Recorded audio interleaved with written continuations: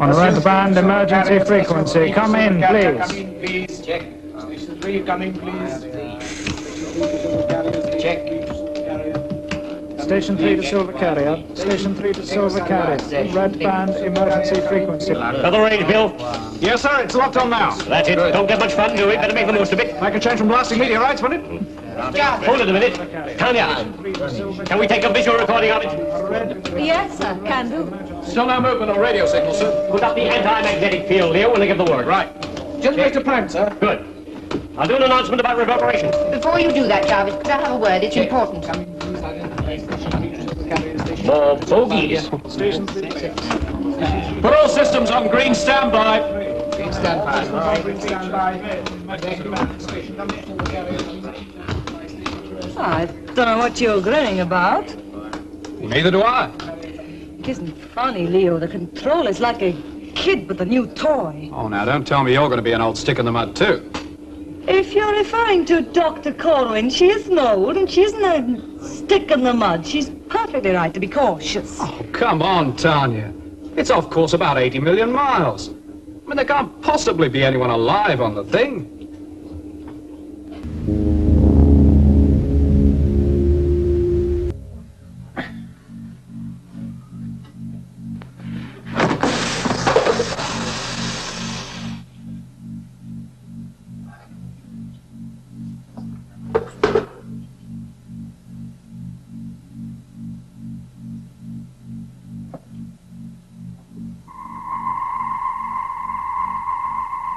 Yes, I know all that, Jarvis, but we still can't be absolutely certain. Gemma, one thing I beg of you. Don't subject me to psychoanalysis. You think I'm having a whale of a time, don't you? All kids again. Bang, bang, blow up the balloon.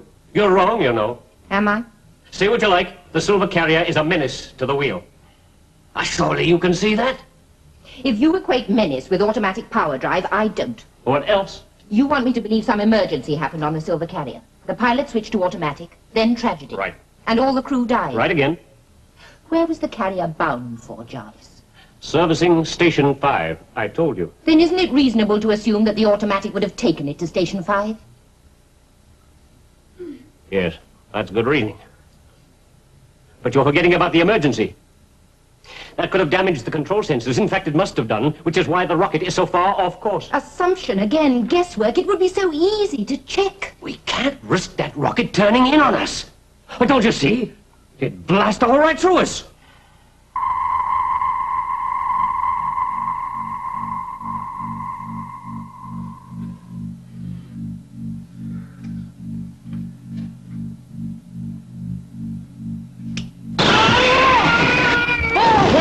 What's the matter? Stop it!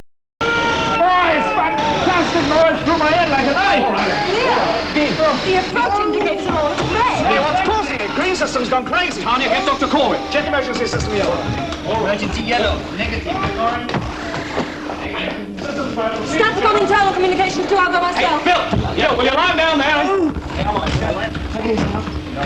Hey, I don't want to know that again. Hey, listen.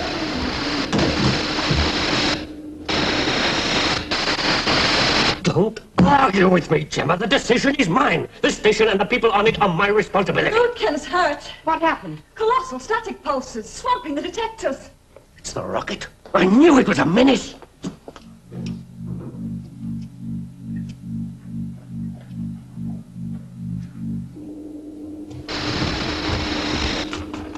All right, Tanya, get back to the complex. See if you can pin the static down.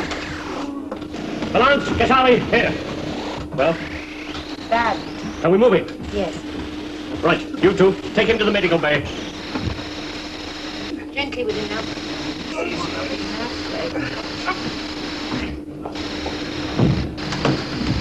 Draw attention! That rocket has given us enough trouble. Bill, knock it out. Right, sir. Controller! Yes, what is it? The static. There's a signal on it. That can't be. You're right, Tanya. Get me a fix on that. If I can. It's not any code I've ever heard before, but there's definitely a repetitive order to it. It's no good using radio or radar. We'll have to use millimicron waves. You think it's coming from the rocket? I just want to make sure it's not coming from anywhere else. The rocket. It is. You sure? Certain. I was fixed on it anyway. There's no doubt. Somebody is on board. Phil! I want 2 men to cross over. Organize it, will you? Right, sir. 80 million miles, of course. If they're alive on board that craft, they must be in a pretty bad way.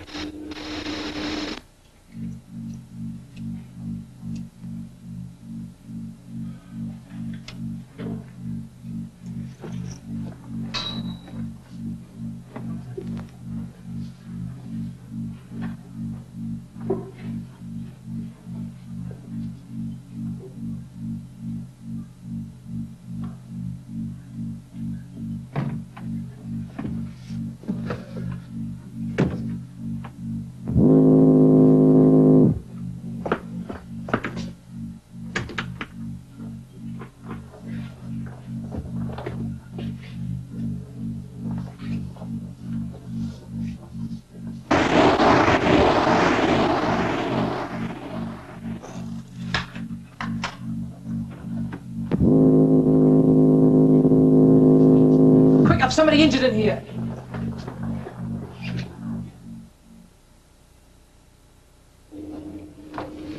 Voyager 5, call sign K1210Q. Confirm, please, Station 3. Receiving you, Station 3. Hello? Hello? Light to medium meteorite storm will cross your planned route between 1300, 1400 hours, coordinates A alpha 2710.4, B beta 4.7. Do you receive, Voyager 5? Yes, thank you for the information, Station 3. We have computed an alternative route for your Voyager 5. Stand by for instructions. Program computer. How are the guests? Dr. Corwin's examining the older one now. They're both slightly in shock anyway. What's the story? I don't know. It's quite a mystery, isn't it? Jarvis won't like that. Hey, what's that on Green System 3, Chang? Very odd, sir. Been getting 1 or 2 funny signs here and there all the time. Soon as you check them out, they vanish. Put them in the log, eh? Yes, sir. It's as if a number of magnets were touching the outer skin of the wheel and then letting go. Localized field effects, that's all. All detector fields are checked out, sir. Can't be anything serious. Well, keep a log and let me know. Right, sir. More mysteries. I know.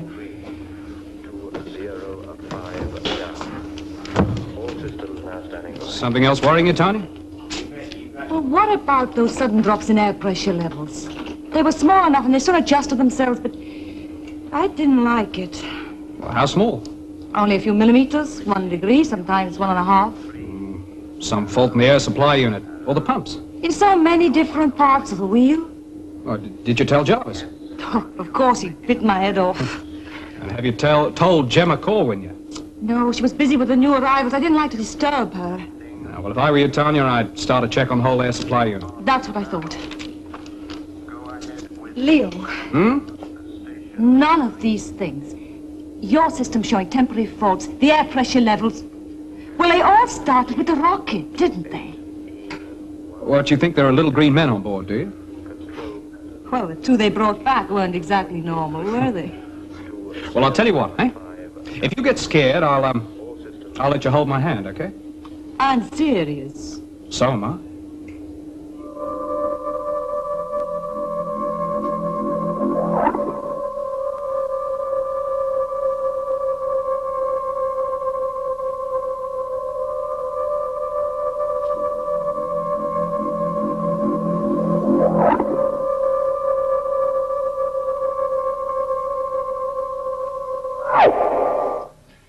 Breathe in again. Out. And again, please. Out. Now, I want you to take a deep breath and exhale as slowly as you can.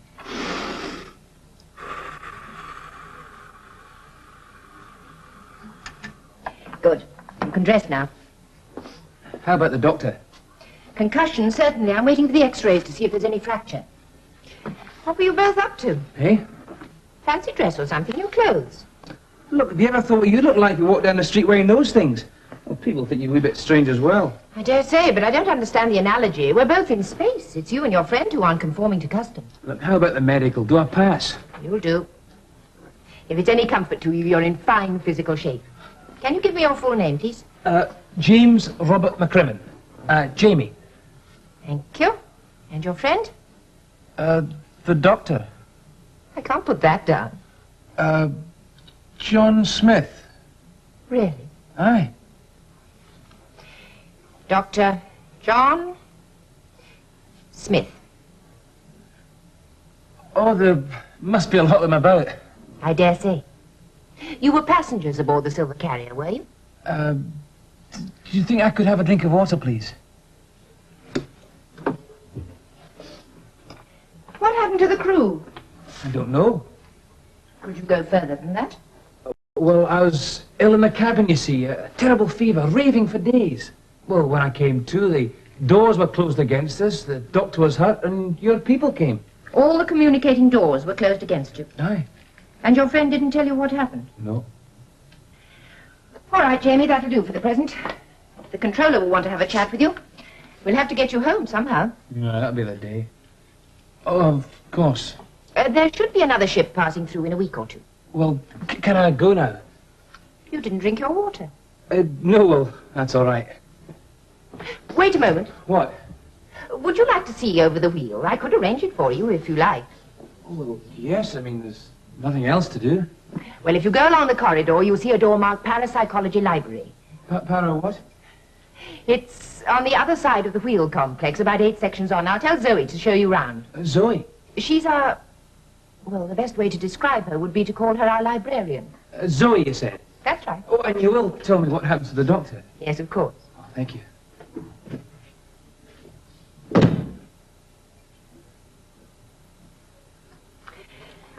Parapsychology Library, Dr. Corwin calling.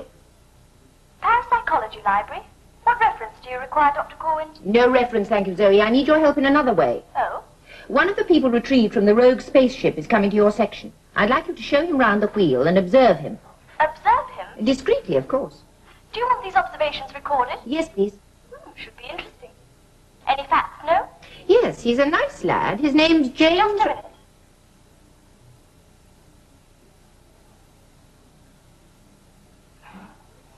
Sorry. I was halfway through an RNA analysis when you came on. Right.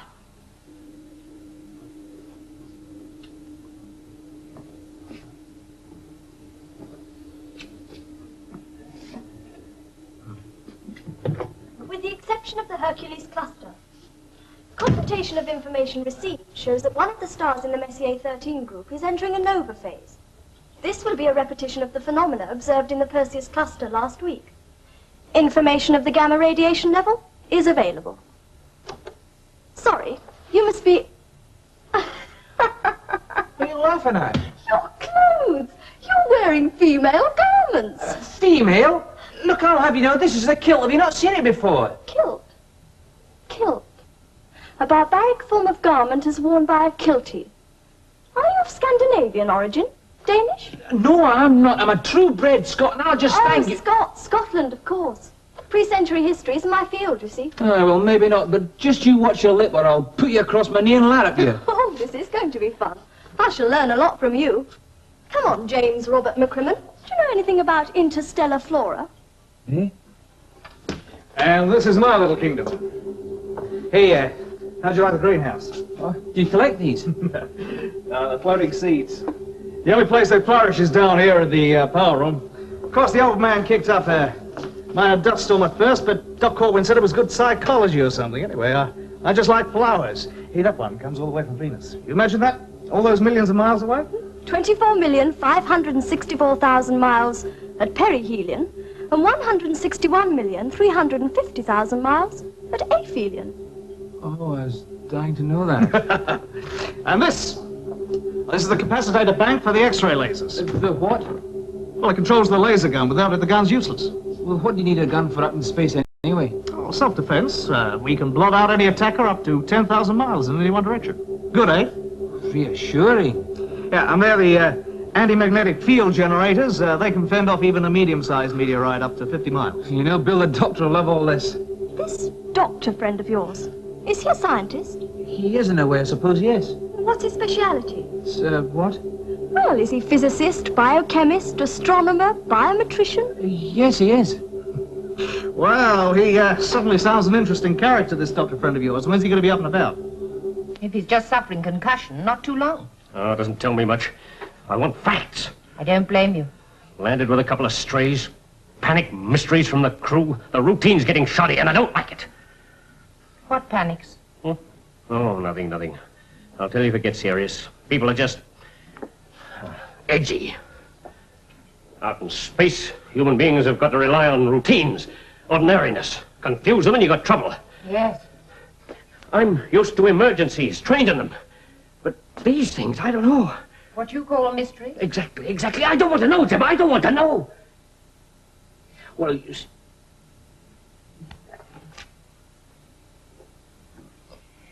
You better hear my preliminary report on the boy. Yeah, go ahead. He's lying. Not completely and apparently reluctantly. He's very fit, both mentally and physically. Nice, constructive personality. His blood pressure suggests he's not been in space very long. Lies about what? He said he had fever aboard the Silver Carrier. He hadn't. His gamma globulins are normal. Well, why should he lie about that? I asked him what happened to the crew. Fever was his excuse for not knowing. And then again he lied. At least I'm almost sure he lied about his friend's name. John Smith, he called him. Well, they do exist, you know. Yes, he was looking at that for long enough. Coincidence? Possibly. Somehow I doubt it. And then... What's the most precious thing in deep space, Jarvis? Water. Take your pick. Exactly. It's space training, even for one-journey travelers. He asked me for a drink of water, and then he left it. He might have been on Earth. That boy's had no space travel training, Jarvis. He's probably a stowaway, or he may be an agent. Sabotage. Plenty of people on Earth think we should suspend the space program. Some of them have tried to force their opinions already.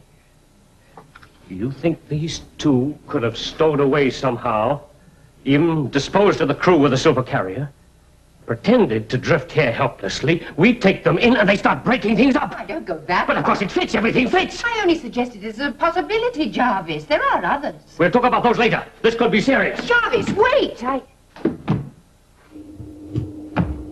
And this is the operations and communications room. Well, what does this wheel do up here anyway? Well, it has varied functions, but mainly it's a radio-visual relay station for Earth, a halfway house for deep spaceships, a space research station, stellar early warning station for all types of space phenomena, and... I will ask a silly question. Not there. That's the controller's chair. Hey, you're in for quite a treat. I am? The old man's going ahead then? Too right he is. I thought Gemma talked him out of it. Only because she thought there might still be somebody on board. Just as well for you. I'm sorry, I lost you in the first part. The controller, Jarvis Bennett, wanted to destroy the rocket. And then we got your message. Only minutes in it, too. The laser was all primed and ready to blast. Has Jarvis given the go-ahead? Yes, I've run a new coordinate fix. Everything's programmed and ready. All we need now is the final signal. Well, you're not going to blow up the rocket then? Well, it might hit us. So to be on the safe side, we blast it out of existence. Jarvis asked me to make a visual recording of it. I'd better reposition. Zoe, help me do a quick mental calculation, would you? You're quicker than me. It'll be great to see this at leisure. Should be quite an explosion. Right, Zoe? Linear reading is 198.42 meters at 23 degrees latitude, 190.03 meters at 24 degrees latitude.